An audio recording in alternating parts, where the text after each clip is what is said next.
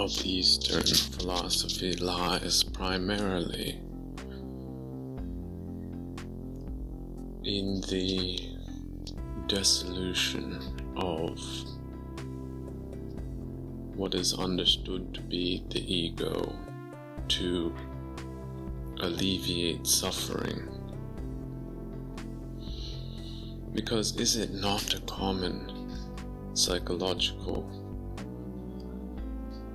experience that one identifies oneself with a outcome that is illusory?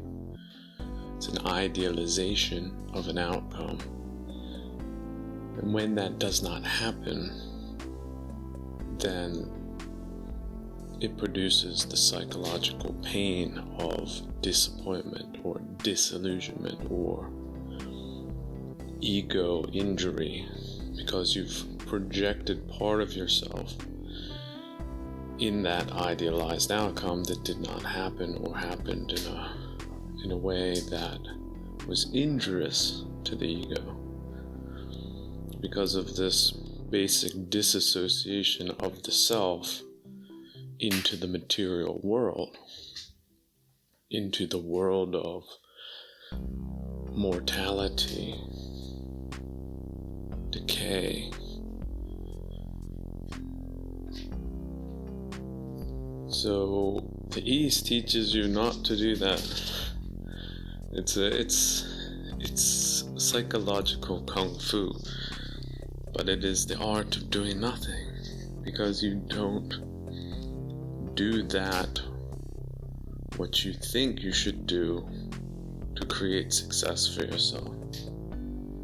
You reside in being and do not, as the unwobbling pivot, you do not let yourself get thrown out of balance or to be tricked into some ideal outcome, to be sold on a vision. There's so many metaphors there. Losing one's soul, depending on how much your ego investment is into a project. That's why you always have to pull back to being, to now, and realize that's the summation of wealth. That's what you have. When you do that, you're in possession of yourself. And that's really the only possession you have. And this is the sad thing, a lot of people don't even have that. That's where you get this Western phenomenon of emptiness, but in a negative way, instead of in the positive Eastern way, which is emptying the mind of distracting thoughts or thoughts that will mislead you, bringing on a sense of contentment with the self, overcoming desire by not imbibing in it, but letting it go.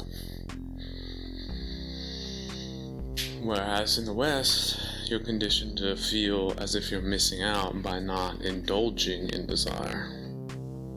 And that desire and ambition are things that one should pursue in order to receive a deferred satisfaction.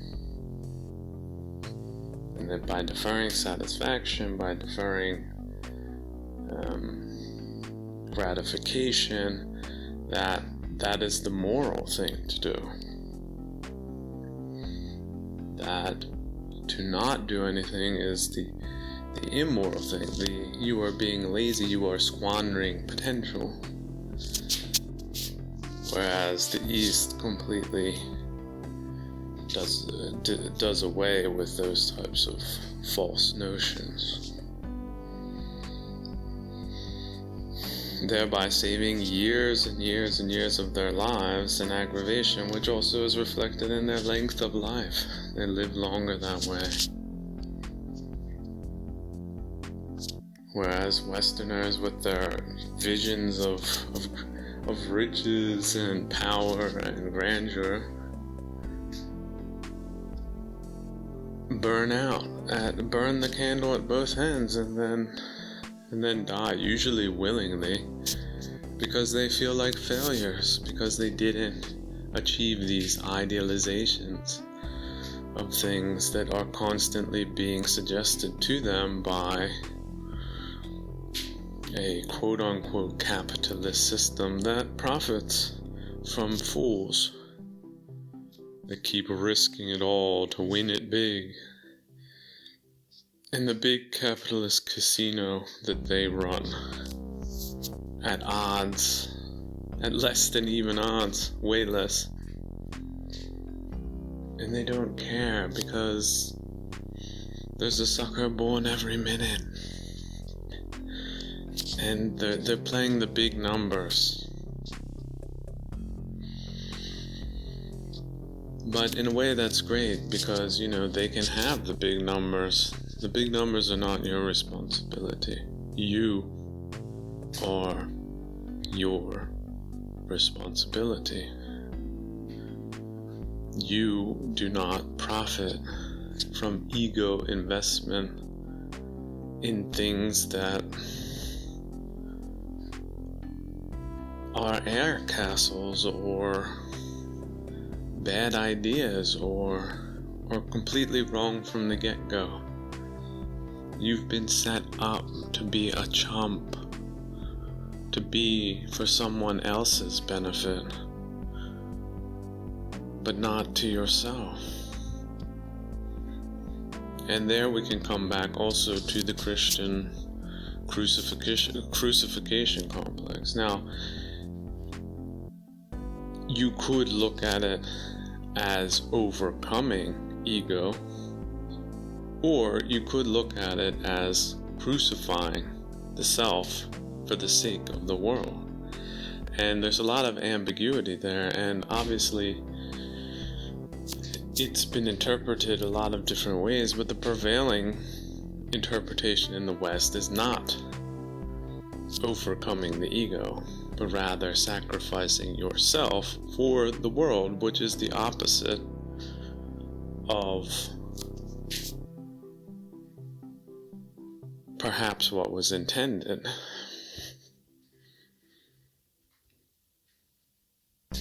Or, from the Eastern lens, the exact opposite of what you want to do. That's why Western theology is such a minefield.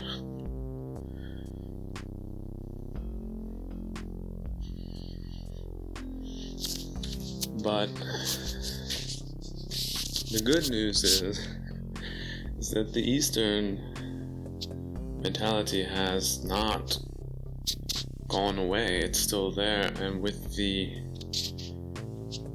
ability to get more and more information from the world instantaneously, there's been more opportunity to find these better suited mechanisms to overcoming the ego and thereby avoiding most of the disastrous mistakes that people make. Investing in relationships, investing in making more money, even more money than you need to survive, and therein get your sense of worth. Doesn't matter that you already have 1,000 times more than what you need to live a peaceful life. No, you need that 1,000 more, because otherwise, compared to these other false gods like Bill Gates that are set up, that are nearly impossible to overcome. And also, let's not forget, they certainly did have support that normal people don't have, like an open bank account. How many of Bill Gates' competitors didn't have that advantage? Who knows what deals he made? I mean, if you look at his wife and his ridiculous projects, he certainly did make a deal with the devil, which is why they talk about him and prize him and praise him Set them up for all the other suckers to compare themselves to. Keep investing in the market. Do some Wall Street bets. Make more and more and more and more. And then die. What do you leave behind? Bunch of drug addicts. Bunch of other people to be gamed into oblivion, who will try to double and triple down on their inherited wealth and lose it.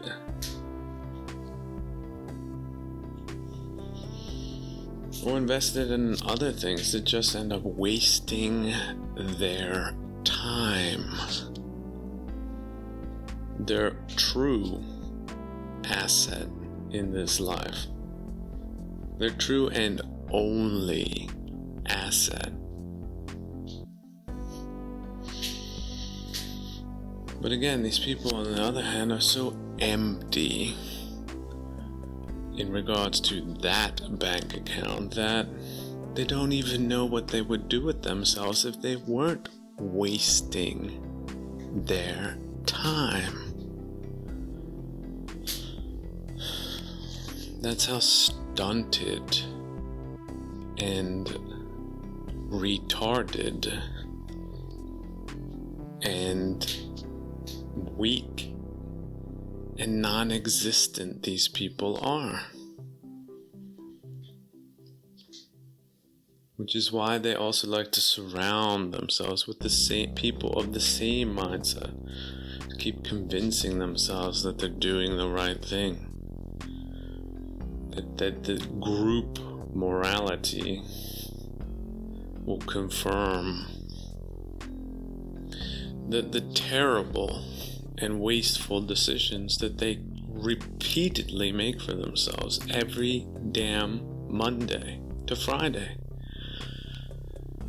and weekends, and evenings, and nights.